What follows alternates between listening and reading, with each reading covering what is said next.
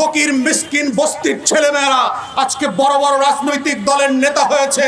ওর নাম পরিচয় নাই, ওদের শিক্ষা দীক্ষা নাই। যারা সত্য চেনে না, যারা আজাদির লড়াই বোঝে না, যারা হাজার বছরের ইতিহাসের স্বাধীনতা সার্বভৌমত্ব বোঝে না, ওই সকল ক্লাউন গোলামরা আজকে বাংলাদেশের রাজনৈতিক দলের নেতা। এবং তারাই প্রত্যেক পাড়ায় মহল্লায় এলাকাবাসীর কাছে ভোট চেয়ে বেড়াচ্ছে। তারা আগামী সংসদটাকে কিভাবে আজাদির সাথে বেইমানি করে, গণ অভ্যুত্থানের সাথে বেইমানি করে বাংলাদেশকে আবার নতুন করে দিল্লির কাছে বেচে দেবে, সেই নাটক মঞ্চস্থ চলছে। বাংলাদেশ 5ই আগস্টের অতীতে ফিরে যাবে না। বাংলাদেশে আওয়ামী লীগ ফিরে আসতে পারবে না। বাংলাদেশে দিল্লির দাসত্ব কায়েম হবে না।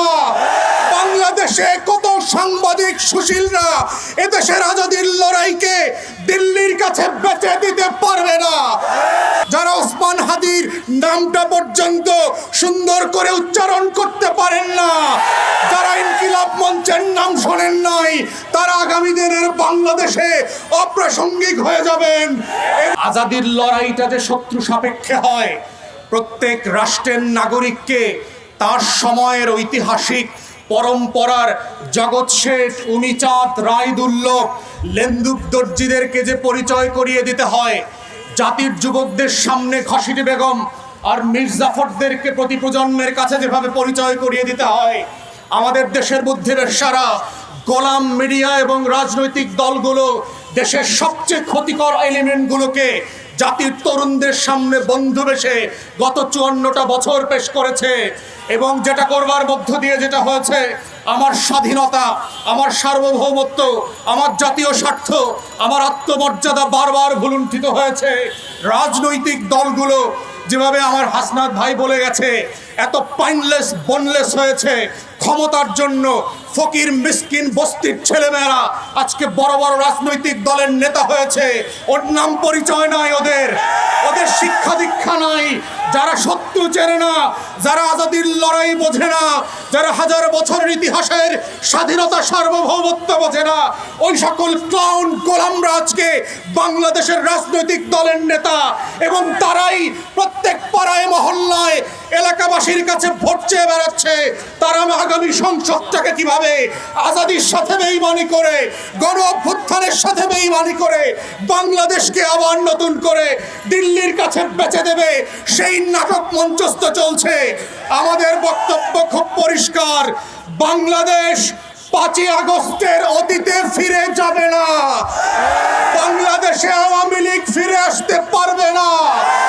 বাংলাদেশে দিল্লির দাসত্ব কায়েম হবে না। বাংলাদেশে কত সাংবাদিক সুশীলরা এদেশের আজাদির লড়াইকে দিল্লির কাছে বেচে দিতে পারবে না। এই বক্তব্য খুব পরিষ্কার। যারা বাংলাদেশের আনাচে কানাচে প্রান্তে ঘুরে বেড়ান নাই, যারা বাংলাদেশের অলিতে গলিতে টং দোকানে আজাদির আকাঙ্ক্ষা বোঝেন না, যারা ওসমান হাদির নামটা পর্যন্ত সুন্দর করে উচ্চারণ করতে পারেন না, যারা ইনকিলাব মঞ্চের নাম শোনেন নাই, তারা আগামী দিনের বাংলাদেশে অপ্রাসঙ্গিক হয়ে যাবেন। এবং এটাই হচ্ছে আগামী দিনের রাজনীতির মূল তত্ত্ব কথা। এটাই হচ্ছে আজাদির বাংলাদেশ, এটাই হচ্ছে বাংলাদেশ 2। এবং সেই বাংলাদেশ 2 লড়াইতে একটা দুইটা বুলেট না, লক্ষ বুলেট দিয়েও এই আজাদির লড়াই বন্ধ করা যাবে না। আপনারা বারবার চেষ্টা করেছেন, হেফাজতের গণ হয়েছে 1,64,000 বুলেট মেরেছিলেন। আওয়ামী লীগ ক্ষমতায় থাকতে পারে নাই। বিরোধী দলের 15,000 নেতা কর্মীকে গুম খুন করেছেন। আওয়ামী লীগ ক্ষমতায় থাকতে পারে নাই। পিলখানায় গণ করেছেন, আমার 57 জন সেনা কর্মকর্তাকে শহীদ করেছেন। দিল্লির আধিপত্য টিকে থাকে নাই। নির্বাচন ব্যবস্থা ধ্বংস করে দিয়েছেন। 16 বছর ধরে গোলাম গণমাধ্যম দিয়ে বাংলাদেশের আজাদির বিপক্ষে প্রত্যেক দিন তথ্য সন্ত্রাস করেছেন। আওয়ামী লীগ ক্ষমতায় থাকতে পারে নাই। পরিষ্কার বক্তব্য, বাংলাদেশের মাটির রং বোঝেন নাই, আজাদির রং চেনেন নাই। ওটা আওয়ামী লীগের পতাকার রং না, ওটা লাল সবুজের রং। ওটার জন্য লক্ষ লক্ষ মানুষ জীবন দেওয়ার জন্য যেমন প্রস্তুত আছে, আগামী দিনেও থাকবে। অতএব শত্রুরা সাবধান, লক্ষ বুলেট প্রস্তুত রাখতে পারেন। আমরাও লাল সবুজের পতাকা বুকে পেঁচিয়ে দিয়ে বাংলার আনাচে কানাচে আমার স্বাধীনতা আজাদির লড়াই চালিয়ে যাব। শরীফ ওসমানদেরকে নতুন করে পাড়ায় মহল্লায় আবার পরিচিত করানো হবে এবং সেভাবেই প্রজন্ম থেকে প্রজন্ম ইনকিলাব জিন্দাবাদ হয়ে থাকবে। ইনকিলাব ইনকিলাব ইনকিলাব ইনকিলাব ইনকিলাব ইনকিলাব। আসসালামু আলাইকুম। সেই আগুনে পরাজয়ী শক্তিকে ভস্ম করে দিতে আমরা সবাই একতাবদ্ধ হব। শোনেন ভাই, উসমান ভাই আর অন্য কেউ হবে না। আমরা মাঝে মধ্যে অনেকেই বলবার চেষ্টা করি যে এক হাতি চলে গেলে লক্ষ হাতি জন্ম নিবে। হয়তো আদর্শের দিক থেকে লক্ষ হাতি জন্ম নিবে, কিন্তু যোগ্যতায় ওসমান হাদি হওয়াটা আসলেই খুব কঠিন। আজকে এখানে আসলে গরম গরম বক্তব্য দেওয়ার মতো মন মানসিকতায় আমি সহ আমার পুরো টিম কেউই নেই। শুধু ওসমান হাদি কে সেইটা আপনাদেরকে একটু স্মরণ করাইয়ে দিতে চাই। ওসমান হাদি 5 তারিখের পরবর্তী সময়ে উঠে আসা কোনো নেতা নয়। ওসমান হাদি তার পুরো জীবনই কেটেছে আন্দোলন এবং সংগ্রামের মধ্য দিয়ে। তাকে যারা চিনেন আপনারা জানেন।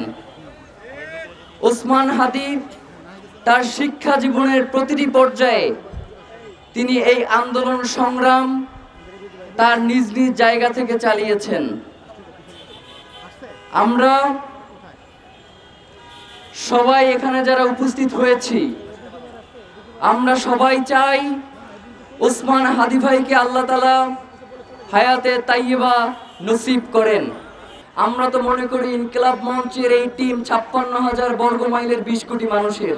সুতরাং এই ইনকিলাব মঞ্চকে আগলে রাখার দায়িত্ব আপনাদের, ইনকিলাব মঞ্চকে এগিয়ে নিয়ে যাওয়ার দায়িত্ব আপনাদের। একটা কথা বলি সর্বশেষ, আমরা সিদ্ধান্ত নিয়েছি আল্লাহ তাআলা ওসমান হাদিকে ইনশাআল্লাহ হায়াতে তাইয়্যিবা নসিব করবেন, এমনটাই আমরা প্রত্যাশা রাখি। সুতরাং ওসমান হাদি আপনারা জানেন যে ঢাকা 8 আসন থেকে নির্বাচন করছেন। আমরা ওসমান হাদির হয়ে আপনাদের কাছে বিনীত অনুরোধ করতে চাই। ওসমান হাদি বলেছেন, আমার যদি মৃত্যু হয়ে যায়, ইনসাফের এই লড়াই আমাদেরকে থামানো যাবে না।